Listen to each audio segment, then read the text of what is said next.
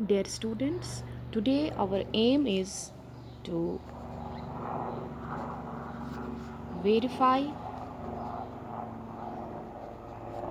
the inverse square law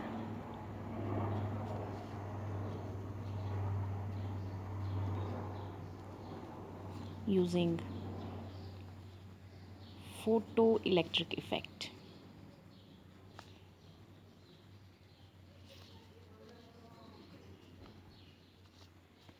This is the simplest, easiest and the shortest experiment in your course. That is why I have chosen to take up in the beginning.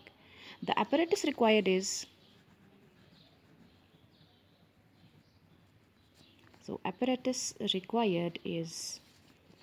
a galvanometer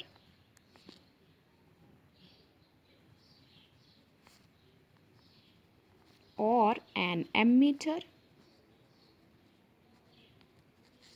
or a voltmeter. I mean, any of the three will work. A horizontal stand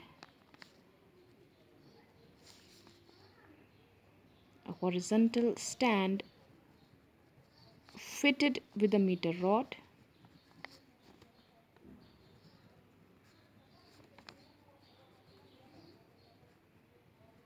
a bulb, a simple bulb that we use even at home, a photo cell or a photosensitive cell,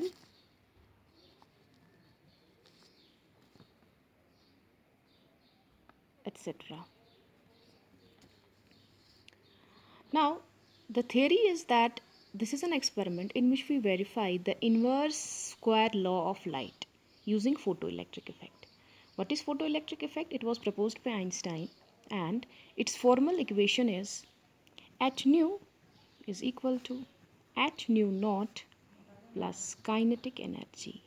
That is, whenever a light of suitable frequency is incident on some materials which are photosensitive, then if the frequency is above a certain threshold value of frequency, it liberates electrons from the surface of such substances which have some given kinetic energy. In all, the total energy which is incident on the surface is consumed in two ways. In the first part, that is the threshold part, the electrons are liberated from the surfaces of those substances, and the additional part gives them sufficient kinetic energy to get liberated and have a kinetic energy. In this way, we can generate electric current. Alternatively, we can write this as Hc by lambda is equal to Hc by lambda naught plus kinetic energy of the liberated electrons.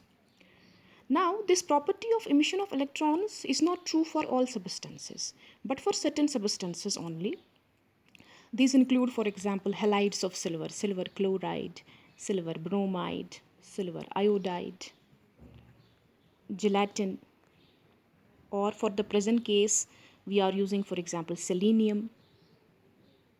Then we have potassium, sodium, lithium, rubidium, cesium, etc. These are the substances, and many more in fact, which exhibit this property of photosensitivity. That is, whenever a light of suitable frequency is incident on them, they liberate electrons which can be used to generate current. Now, how do you join the circuit? I mean, how do you connect the circuit elements? Here you have the horizontal stand which is fitted with a meter rod. Okay. On this you place the photosensitive cell, which in the present case is made up of selenium. This is the photosensitive cell. This is its plus terminal and this is the minus terminal. You join it with some galvanometer or ammeter or voltmeter, right? The plus and minus. So this is G or A or V, which you understand very well. And then you have a bulb, a conventional bulb, which you know of very well, emitting certain radiations. And then this is the horizontal stand fitted with some meter rod. Generally it is in centimeters, so it is 100 centimeter. And then the stands which are actually carrying these bulbs and the photocell are movable. You can manually move them with hand towards or away. similarly towards or away, to vary the distance between the two. This bulb is obviously connected to the AC switch. Now, we know that the intensity of light varies inversely with the distance from the source. The intensity of light varies inversely with the distance from the source. Consequently, this IR square should be constant. So, the observation table goes like this.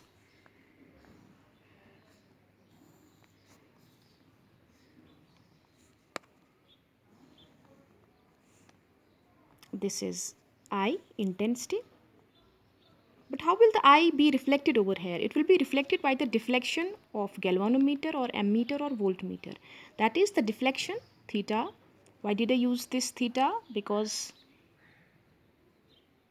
it is the deflection of the needle in the galvanometer or voltmeter or ammeter. So we express it in terms of theta, or the divisions covered from one point to another.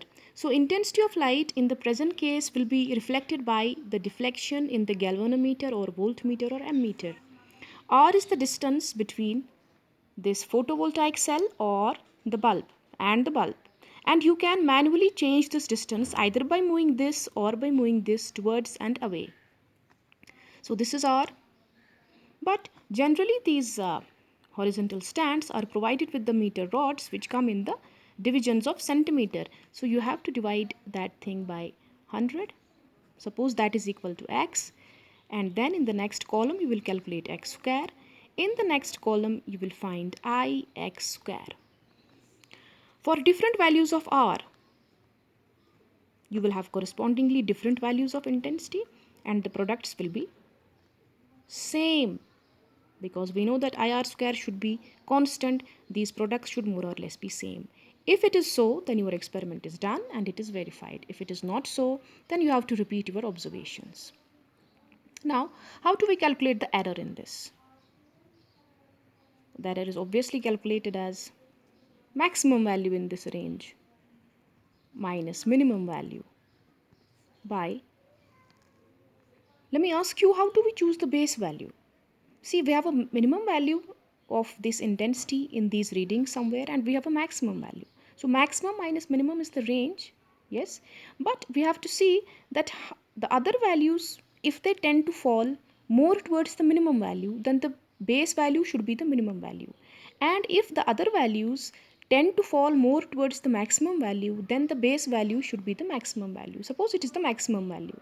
So by this into 100. And of course, for students, for beginners, we know that this error should be less than 20%. But I would appreciate if it is less than 10%. If it is less than 10%, it is okay. You are done with your experiment. That's all.